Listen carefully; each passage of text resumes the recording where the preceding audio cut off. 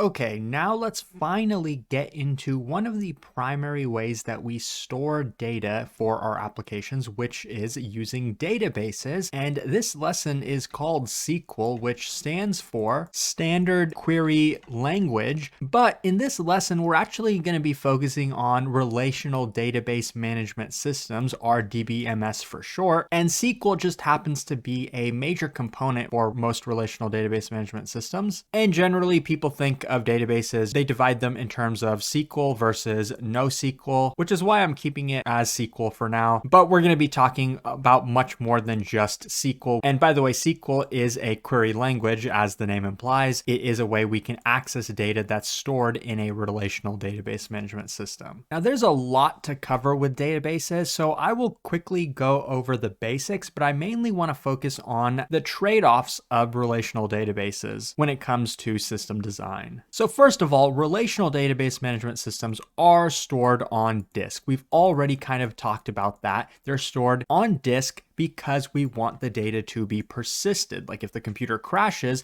data that's on disk should be persisted, but data in RAM is not the case. That doesn't happen when our computer crashes. In RAM, stuff can be lost. And since we're going to be storing a very, very large amount of data on disk, we want to organize it in a way where we can read and write from it very efficiently, where we can find exactly what we need and do so in a very organized way. The data structure that's typically used for relational database management systems is a B plus tree. We won't go super in depth into it, but it's sort of like a binary tree where each node is actually not a two-way, right? Like that's binary where every node has two children. With B plus trees, every node actually can have M children. It's an arbitrary number. In this case, let's say M is equal to 3. So this is an M-way tree, a three-way tree, I guess. And each node is a little bit different in the sense that every node actually doesn't just have a single key value. We actually split each node into M minus 1 key values. So since our M is 3, we'd have 2 values for every node here. The reason we have M minus 1 is because B plus trees do follow that sorted property of, let's say we have a 2 value over here and a 5 value over here. What would we expect to go to the right of that? Well, all values that are greater than 5. So let's say we have a 6 and 7 here. What about 2 and 5? What's going to go in between those two? Well, 3 and 4. And then over here, let's say it's 0 and 1. So the values are in some kind of sorted order. And the reason we do M-way trees rather than just binary trees is because this will really help us reduce the size of our tree. We want to minimize the number of read and writes that we have to do. Assume that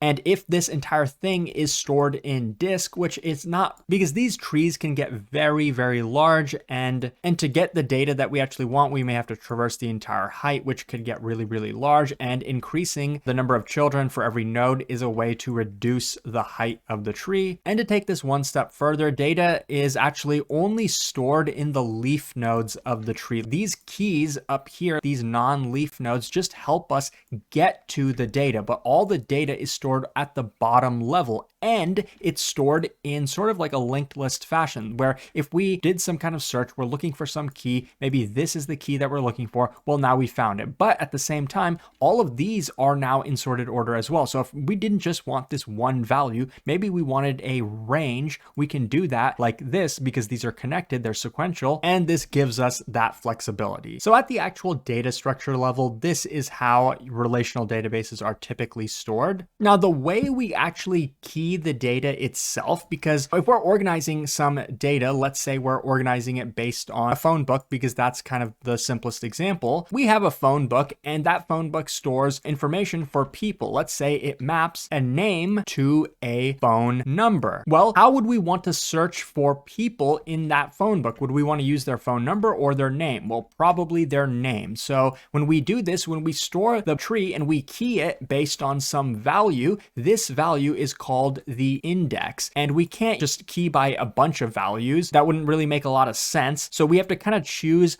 our index intelligently. And in this case, it's pretty obvious that the name is what we want to search for, because here we basically go in alphabetical order. We're looking for somebody with the name starting with the letter B. Maybe maybe we'd go down here and then we'd find that person here. That's the idea. It's about indexes are about having some sorted property, and you can tell this B plus tree definitely has the capability to provide that sorting for us for at least a single index, right? We can choose a single index like the name and get that sorting. The main motivation is about being able to find and read data as quickly as possible. So now let's skip past the data structure level and actually get into what we can accomplish with relational database management systems. The basic idea behind relational databases is that there are a bunch of tables. We could have separate tables. In SQL, the actual SQL language, you could create a table with this statement, create table, name it people, and this is the schema of that table. That's very important with relational databases because with a table, we specify what the data needs to actually look like when we start adding data to it. So when we create this table, we say there's going to be exactly 2 fields. And the first one is going to be called the phone number, and it's going to store a value of an integer. So in this case, you could assume that these little dashes here don't even exist. We could have also stored these as strings if we wanted to. I'm just kind of showing the capability here. But we also have a second field called name, which is going to be a string. That's what varchar means. And the fact that it's variable length means that it can be up to 100 characters, but not necessarily 100 characters. It could be less than that too. And in a table like these, the actual records themselves, the instances of a person here would be a row, which satisfies the schema. So here we have an integer for the phone number, and the name is a string where the name is Alice, and we have another record for Bob, and we could have a bunch more, and we could have other tables as well. Like this is following our phone book example, but maybe we have another table for homes, like home addresses. And let's say that the home table looks something like this, where every home has a phone number associated with it and it has an address associated with it. This is a pretty simple example, but the point here is that people and homes, these are related, and we could have a relationship between these two tables where we say every single phone number that's stored and associated with some house has to belong to a person. So this is a constraint that we can specify with SQL. This is an example of a foreign key constraint where we take a key value from one table and then apply some rule to it with a key value from another table. And SQL provides a lot of powerful stuff like these. There's a lot of other constraints we can have as well. On a single table, we can say that phone number can never be null. Every single person has to have a phone number. And every record of every table has to have a way to uniquely identify every row in that table. This is where the primary key comes in. Primary keys do just that. They uniquely identify every record in a table, every row in a table. So how do we create a primary key? Well, typically we specify one or more columns to uniquely identify a row in a table. So in this case, multiple people can't have the same phone number, so that would be what we could use in this case. Multiple people can have the exact same name, but probably not the same phone number, so maybe we can use the phone number to uniquely identify every row. And I want to emphasize that these constraints that we're talking about, these really make up the backbone of relational databases. This is something that's not usually possible with NoSQL databases, as we will discuss later on. With these relations, we can also perform joins, which means that for homes in this case, every phone number here is going to be corresponding to some person. Let's say for every home, we want to know who's the person that that phone number corresponds to. What we would do is join these two tables. For every record in the homes table, we would say find the matching phone number in the people table and then get the name of the person that lives there. So this is a SQL example of where we're reading from these two tables, people and homes, and we're joining them based on the phone number field, even though, this is phone number. I'm kind of, oversimplifying this.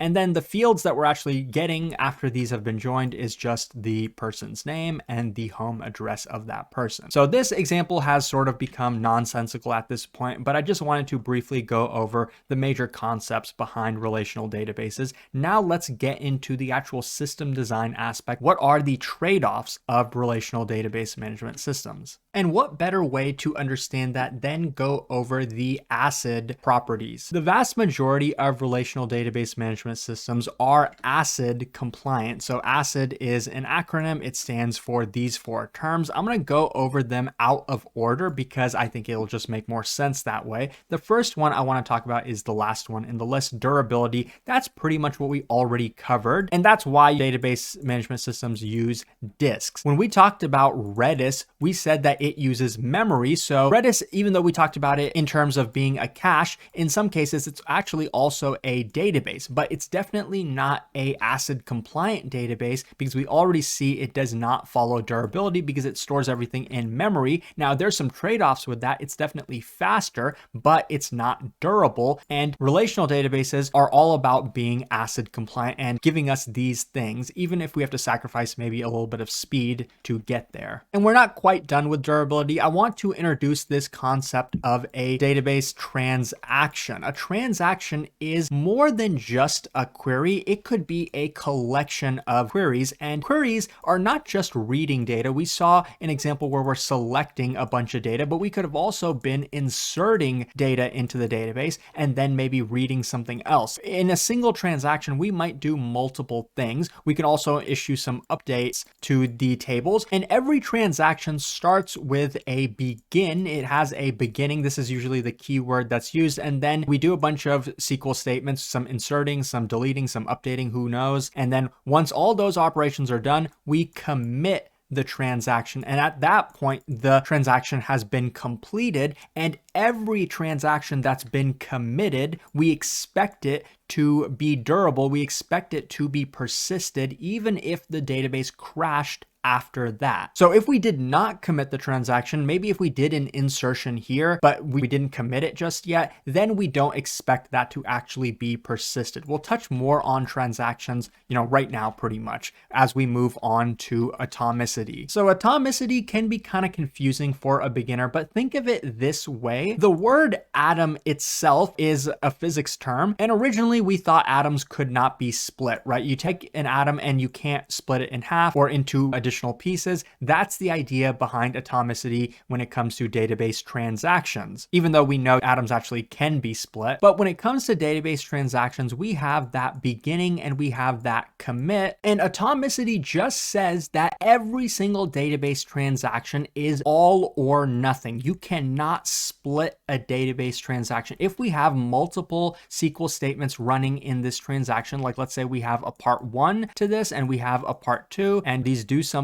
If we do part 1 of this, but then our computer crashes and we never finish the second portion of the transaction, then this entire transaction is going to fail. This first part is also going to fail. We're not going to actually commit this part. If the entire transaction did not complete, then none of it completed. And if the entire transaction did complete, only then is it committed, only then is it persisted. It's all or nothing. We don't commit half of a transaction no matter what. Let's take a quick example to better illustrate this. Let's say we had a transaction and we have a table which represents the amount of money in somebody's bank account. Alice has $1,000, let's say, and Bob has 500. And part 1 of this transaction is removing $500 from Alice's bank account. In SQL, we do that with an update statement. So then here we are left with $500 in Alice's account. And let's say that 500 we removed from Alice. In part 2 of the transaction, we are adding that 500 to Bob's account. So now Bob has 1,000. Okay, so then the transaction is completed. We commit it. Everything is fine. But what if we did not successfully complete the second part and our database crashed in between? That's okay. Maybe we restart the database and now everything is fine. But what is our database going to look like if the second part of the transaction crashed and we did not have atomicity? Maybe this was actually committed to the database. Then our database would look like this. $500 disappeared from Alice's account, but never got to Bob's account. So that money was destroyed. It doesn't exist anymore. So you can see how atomicity can be really important in certain applications, but sometimes it's not necessary. Next, while we're still on the point of transactions, I want to cover isolation because it's very much related to transactions. Isolation has to do when you have multiple transactions happening concurrently on a database. database, you want the transactions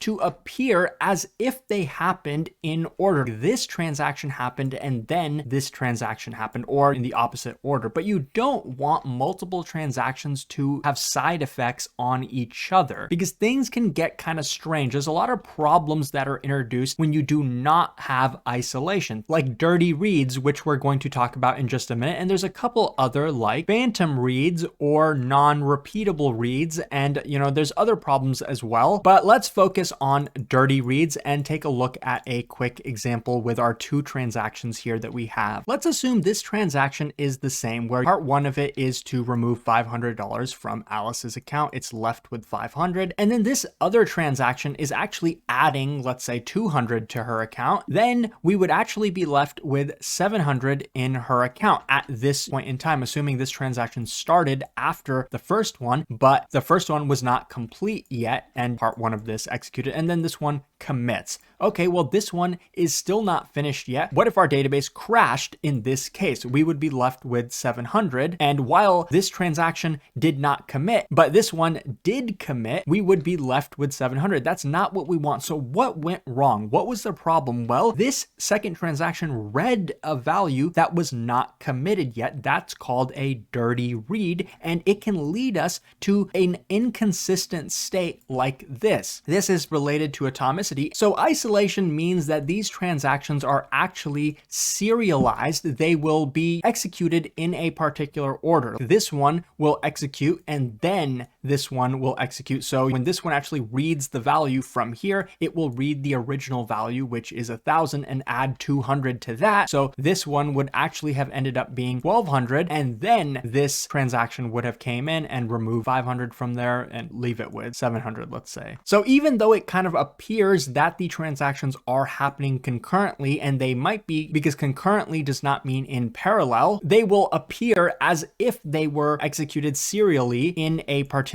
order, one executed and completed before another one. Now, finally, moving on to consistency, it's actually pretty simple. It means data consistency. There's a different consistency that's used in a different acronym, but consistency in terms of ACID just means data consistency. This is following the constraints that we as developers specify on the database. Like I said, some columns will have some constraints like being not null. We always want the money in somebody's account to be not null. Maybe that's not true. Maybe null means 0 in this case, so we wouldn't apply this constraint to this column, but we would apply it to the name column. We definitely want everybody to have a name if they're going to be stored in our bank account database. So that's one constraint. There's also the other constraints that we talked about briefly, foreign key constraints, and all kinds of stuff where certain columns have to be unique and a lot more. You can see how if we didn't have atomicity and we didn't have isolation, it would be hard to follow the constraints that we specify. If a transaction could happen halfway through and then not complete, and then when we restart our database, we could be in an inconsistent state. Same thing if transactions happen without isolation, like one completes halfway and then another completes and then another completes halfway. There can be inconsistency, but the point with consistency is that it's actually expensive to maintain. If we want to have a foreign key constraint, every time we update our database, let's say this name is actually a foreign key for another database or another table rather, we're going to have to read through this table and then read through the other table to make sure that we are being consistent, that we haven't introduced some value here that doesn't exist in another table. So that's the main idea with consistency. We can create rules and our database management system will make sure we follow those rules, that we never reach an inconsistent state. Now, these are really the main principles to understand with relational databases, and each of these definitely comes with its own trade-offs, as we'll continue to discuss throughout the course.